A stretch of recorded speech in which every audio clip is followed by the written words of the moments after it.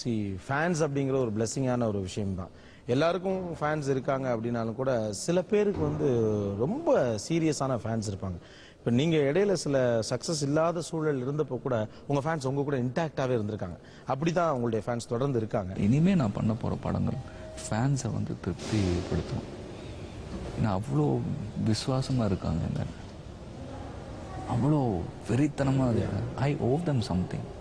அப்படிப்பட்ட அந்த இன்டாக்ட் ஃபேன்ஸோட எந்த அளவு நீங்கள் இன்ட்ராக்ட் பண்ணுறீங்க அஜித்? இப்போ ஒரு விஷயத்தில் வந்து நானும் என்னோட ரசிகர்களும் ரொம்ப தெளிவாக இருக்கும். We don't want to be a nuisance to anybody. But இன்னைக்கு வந்து so many things கேர்ஃபுல்லாக வந்து சில விஷயங்கள் வந்து யோசித்து பண்ணணும்.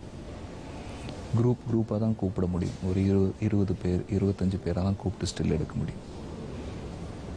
Because then it becomes disturbance. Sometimes it sends the wrong signals to people. இல்லை, நான் அவங்கள வந்து என்றைக்குமே நான் ஒரு பகடுக்காயை நான் யூஸ் பண்ணதில்லை, பண்ணவும் மாட்டேன்.